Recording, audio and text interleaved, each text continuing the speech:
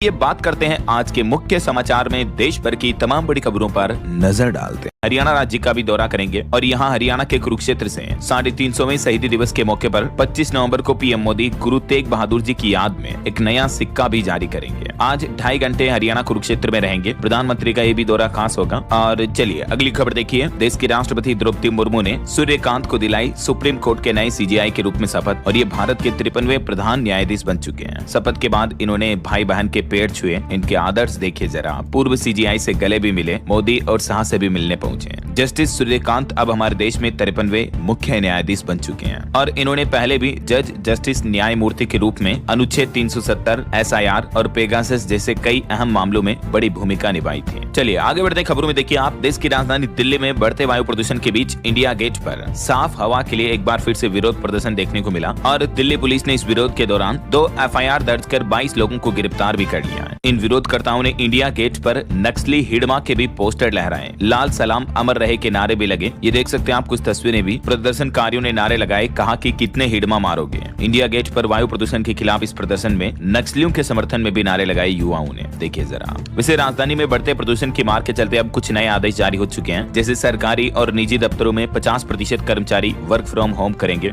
आदेश जारी हुआ। चलिए अगली खबर देखिए दोस्तों। पति के जन्मदिन के दिन मुस्कान ने बेटी को दिया जन्म। आपको पता होगा अभी कुछ महीने पहले का ये मामला था उत्तर प्रदेश के मेरठ का, जहां अपने पति का कत्ल कर उसे नीले ड्रम में दफन कर दिया था मुस्कान रस्तोगी ने। तो उसी ने बीते दिन सोमवार को एक बेटी को जन्म दिया है। और संयोग की बात देखिए, कल सोमवार को ही उसके पति सौरभ जिसका कत्ल किया गया उसका जन्मदिन भी था। वैसे ये अभी अपने प्रेमी के साथ 8 महीनों से जेल में बंद है और एक बेटी इसके पहले से ही है सौरभ की, और अब इसने मुस्कान ने दूसरी बेटी को जन्म दिया। लेकिन कोइंसिडेंस देखिए आप, उसके मृत पति सौरभ के जन्मदिन के दिन ही बेटी का जन्म भी हुआ। अब उनका परिवार बच्ची का डीएनए टेस्ट करवाएगा ताकि पता चल जाएगा कि बच्ची का असली पिता कौन है, सौरभ या फिर मुस्कान के साथ शामिल कातिल साहिल। चलिए फिलहाल देखिए अगली खबर। भारत और कनाडा में फ्री ट्रेड एग्रीमेंट को लेकर बातचीत फिर से शुरू हुई। 2 साल के तनाव के बाद अभी जो पीएम मोदी ने G20 का दौरा किया, इस G20 समिट में फैसला लिया। मोदी ने कनाडा के पीएम से मुलाकात भी की और दोनों देशों ने एक बार फिर से ट्रेड डील के लिए बातचीत शुरू करने का ऐलान किया है। आखिरकार 2 साल के कूटनीतिक तनाव के बाद अब दोनों देश व्यापार समझौते पर बातचीत करने के लिए तैयार हुए हैं। भारत कनाडा ने FTA पर वार्तालाप दोबारा शुरू की और दोनों देशों ने तय किया है साल 2030 तक व्यापार दुगना करने का लक्ष्य बनाया है, $50 अरब तक पहुंचाने का। इसके अलावा भारत इजराइल के बीच भी FTA वार्तालाप फिर से शुरू हो चुकी है। GTRI ने कहा कि व्यापार नहीं बल्कि रणनीतिक साझेदारी है इसका मुख्य लाभ। चलिए सोना चांदी के भाव पर अगला अपडेट देखिए दोस्तों। सोना 162 रुपए चढ़कर 1,23,000 रुपए प्रति 10 ग्राम चल रहा है, जबकि चांदी 2521 रुपए बढ़कर 1,54,000 रुपए प्रति किलो के आसपास चल रहा है। बाकी और भी अलग अलग कैरेट के हिसाब से गोल्ड का प्राइस आप देख ही सकते हैं स्क्रीन पर। चलिए अगला अपडेट देखिए। फर्जी कॉल पर ट्राई की तरफ से एक बड़ी कार्रवाई की गई। बंद किए गए 21 लाख से भी ज्यादा मोबाइल नंबर। भारतीय दूरसंचार नियामक प्राधिकरण ट्राई ने फर्जीवाड़े की शिकायत पर बीते 1 साल के अंदर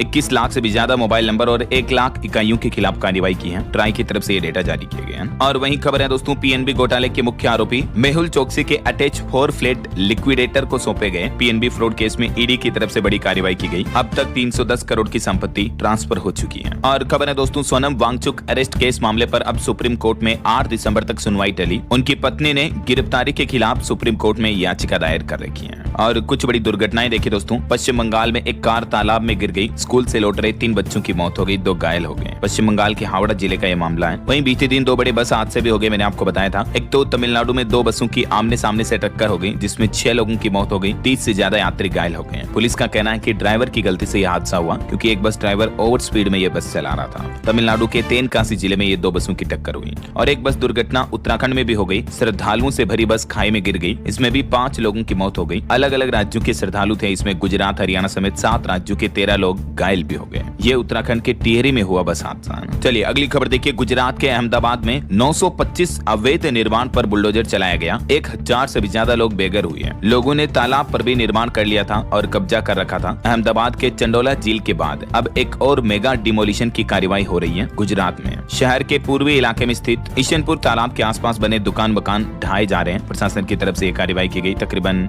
1000 अवैध मकान और दुकानों के निर्माणों को तोड़ा गया। ये देख सकते हैं आप तस्वीरें भी। चलिए अगला अपडेट देखिए, भारतीय नौसेना के लिए बड़ी अच्छी खबर है। इंडियन नेवी में शामिल हुआ स्वदेशी युद्धपोत INS माहे समुद्र में दुश्मन पनडुब्बियों को तलाशे गए हैं। इसे साइलेंट हंटर कहा जाता है इसकी मुख्य विशेषता के चलते हैं। जी हाँ, आखिरकार इंडियन नेवी की ताकत और ज्यादा मजबूत हो गई है इस स्वदेशी युद्धपोत के शामिल होने के साथ ही। इस INS माहे की और भी क्या क्या खास विशेषताएं हैं देख सकते हैं आप स्क्रीन पर। चलिए अगला अपडेट देखिए, कोस्ट गार्ड में अब एक समान सेवानिवृत्ति यानी रिटायरमेंट आयु तय हुई। दिल्ली हाईकोर्ट ने 57 साल वाले नियम को रद्द कर दिया है। जी हाँ, दिल्ली उच्च न्यायालय की तरफ से एक बड़ा फैसला सुनाया गया कोस्ट गार्ड में सेवानिवृत्ति आयु के आदेश को लेकर। पहले 57 साल की आयु में रिटायरमेंट का जो नियम था उसे रद्द कर दिया है, तो इससे कर्मचारियों को बड़ी राहत मिली है। अब सभी कर्मचारी 60 साल की आयु तक सेवा कर सकेंगे, यानी 60 साल में ही रिटायर होंगे, है ना। और खबर देखिए, राजस्थान में ऊर्जा भविष्य को दिशा देगा ग्लोबल सोलर एक्सपो 2025। 26 नवंबर को कल राज्य के ऊर्जा मंत्री हीरा लाल नागर इसका उद्घाटन करेंगे और इस सूर्याकोन कॉन्फ्रेंस में PM कुसुम से ग्रीन हाइड्रोजन तक 25 से भी ज्यादा विशेषज्ञ चर्चा करेंगे। राजस्थान के जयपुर में यह आयोजित होने जा रहा है ना। और दोस्तों, भारत की GDP को लेकर भी S&P ग्लोबल की रिपोर्ट सामने आ रही है कि भारत की GDP चालू वित्त वर्ष में 6.5% की तेजी से बढ़ने का अनुमान है। और वही खबर है, TMC की तरफ से जल्द ही दिल्ली में प्रोटेस्ट किया जाएगा केंद्र सरकार पर मनरेगा फंड रोकने का आरोप लगाया है। चलिए अगला अपडेट आ रहा कि बिहार में 7वीं पास युवक युवतियां भी बन सकेंगे अब बस कंडक्टर। नीतीश सरकार की तरफ से बड़ी खुशखबरी दी गई और एक महत्वपूर्ण निर्णय लेते हुए बस कंडक्टर की एजुकेशन क्वालिफिकेशन को कम कर दिया। 7वीं पास युवक युवतियों को बस खलासी बनने की अनुमति दे दी है। वहीं बिहार में शिक्षकों के लिए भी अब शुरू होगी प्रखंड और विद्यालय आवंटन की प्रक्रिया। इसको लेकर भी गाइडलाइन जारी कर दी गई है। शिक्षा विभाग की तरफ से इस संबंध में नोटिस भी जारी किया गया। और बड़ी खबर देखिए, NIOS ने चेतावनी जारी की, कहा कि फेक वेबसाइट्स और ऐप से दूर रहें। डेटा चोरी होने का भी खतरा बताया। नेशनल